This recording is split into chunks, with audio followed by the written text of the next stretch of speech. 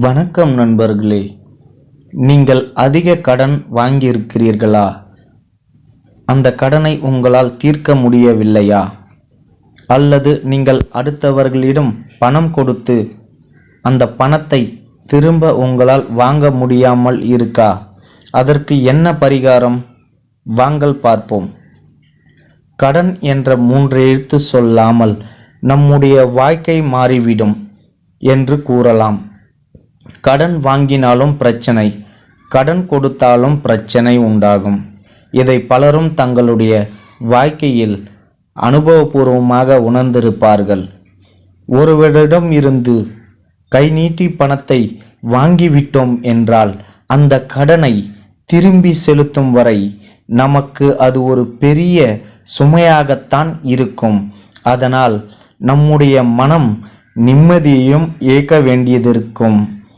இதேபோல்தான் யாருக்காவது நாம் பணத்தை கொடுத்து விட்டோம் அல்லது கடனாக கொடுத்து விட்டோம் என்றால் அவர்களிடம் இருந்து கொடுத்த பணத்தை திரும்ப வாங்குவதற்குள் போதும் என்று ஆகிவிடும்.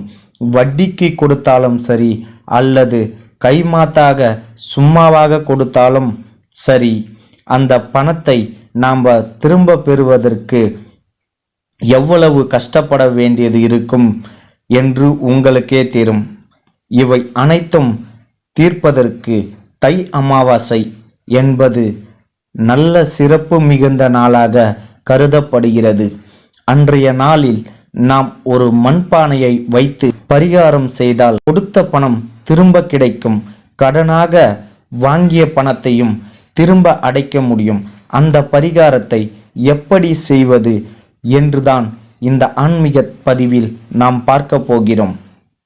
தை அமாவாசை பரிகாரம். தை அமாவாசை என்றதுமே அனைவருக்கும் நம்முடைய முன்னோர்களை வழிபாடு செய்வதற்குரிய நாள் என்றுதான் தெரியும். பலரும் அன்றைய தினத்தில் முன்னோர்களை நினைத்து விரதம் இருந்து வழிபாடு செய்வார்கள். மிகவும் குறிப்பிட்டதாக அமாவாசை நாட்களில் ஒன்றாக திகழ்வதுதான் தை அமாவாசை. இந்த அமாவாசை நாள் அன்று நாம் செய்யக்கூடிய வழிபாடும் பரிகாரமும் பல மடங்கு நன்மைகளை நமக்கு தரும் என்றே கூற வேண்டும். அப்படி சிறப்பு மிகுந்த தை அமாவாசை என்பது ஜனவரி 29ஆம் தேதி புதன்கிழமை வருகிறது. அன்றைய தினத்தில் நாம் செய்யக்கூடிய ஒரு எளிமையான பரிகாரம் நம் வாழ்க்கையில் பணம் தொடர்பாக ஏற்பட்ட பிரச்சனைகள் அனைத்துமே தீர்த்து வைக்கும். அந்த பரிகாரத்தை இப்போது பார்ப்போம். இதற்கு நமக்கு ஒரு சிறிய அளவிலான மண்பானை வேண்டும். முதல் நாளே கடைக்கு சென்று மண்பானையை வாங்கி கொள்ளுங்கள். அவ்வாறு வாங்கும் பொழுது அதை மட்டும் வாங்காமல் அதனுடன் வேறு ஏதாவது ஒரு மண் சம்பந்தப்பட்ட பொருட்களை சேர்த்து வாங்க வேண்டும். அதோடு மட்டுமல்லாமல் அந்த மண்பானையில் ஒரு டிக் மார்க்கை போட்டு வாங்க வேண்டும். அப்பொழுதுதான் அது சுப காரியங்களுக்கு உகந்ததாக கருதப்படும் என்று கூறுவார்கள். இந்த மண்பானையை வீட்டிற்கு வாங்கி வந்து சுத்தம் செய்து கொள்ளுங்கள்.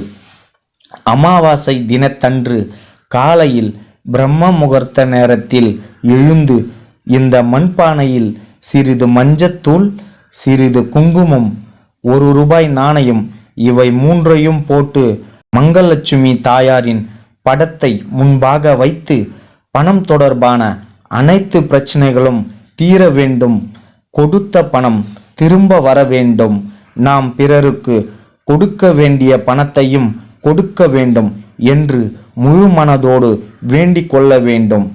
பிறகு அருகில் அரச மரம் இருக்கும் இடத்தில் இந்த மண்பானையை எடுத்து கொண்டு செல்ல வேண்டும். இதோடு இந்த மண்பானை நிறைய தண்ணீர் ஊற்றுவதற்கு தேவையான அளவு தண்ணீரையும் எடுத்து செல்ல வேண்டும்.